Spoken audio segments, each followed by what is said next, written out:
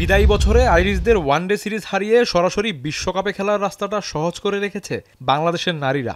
চলতি মাসে ক্যারিবীয় দ্বীপপুঞ্জে দুটি ম্যাচ জিতলেই বাছাই পর্ব খেলতে হবে না টাইগ্রেসদের। 50 ওভারের সিরিজে এই সুযোগটা হাতছাড়া করতে চায় না লাল সবুজ প্রতিনিধিরা। প্রথমত দেখেন, আমাদের টার্গেট তো একটা, যেন আমরা ওখানে যেন 4টা পয়েন্ট নিতে পারি, যেন আমরা ওডিআই ওয়ার্ল্ড কাপ কোয়ালিফাই করতে পারি ডিরেক্টলি। সো আমরা আসলে কনফিউশনে নাই, এবং টিমের ওডিআই টিমটা যেরকম বেটার ক্রিকেট খেলছে, গত লাস্ট সিরিজে বলবো ডমিনেট করে ক্রিকেট খেলছে। সোফার অনেক ইকুয়েশন অনেকের মাথায় থাকবে, বাট আমি চাই আমার টিমকে একটা ক্লিয়ার মেসেজ দিয়েছি যে আমাদের ওখানে ভালো ক্রিকেট খেলতে হবে এবং আমাদের সিরিজ নিতে হবে। উইন্ডিজের কন্ডিশনে খাপ খাইয়ে নেওয়া খুব একটা সহজ নয়, যদিও সেখানকার উইকেট নিয়ে মাথা ঘামাচ্ছেন না ক্রিকেটাররা।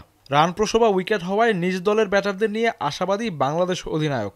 যেহেতু ব্যাটিংটা আমাদেরকে একটু ভোগায়, এই জন্য ব্যাটিং বোঝায় একটা টিম বলতে পারেন কাইন্ড অফ। কারণ হচ্ছে দেখবেন যে অলরাউন্ডারের হিসাবও আছে, কারণ যদি আমরা স্বর্ণাকে পিক করি, লতাকে পিক করি, সেই ক্ষেত্রে রাবেয়া আছে, রাবেয়াও ব্যাটিং করতে পারে। সো 2-3টা হচ্ছে অলরাউন্ডার, এবং পাশে হচ্ছে টপ অর্ডার, জন্য একটা স্ট্রং টপ অর্ডার থাকে।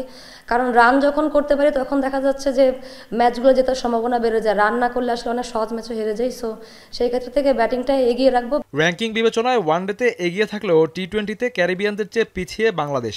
তবে সীমিত ওভারের ফরম্যাটটিতে ভালো করতে চায় জ্যোতির দল, যে কারণে প্রতিপক্ষ দলের এক ক্রিকেটারকে নিয়ে আলাদা পরিকল্পনা তাদের।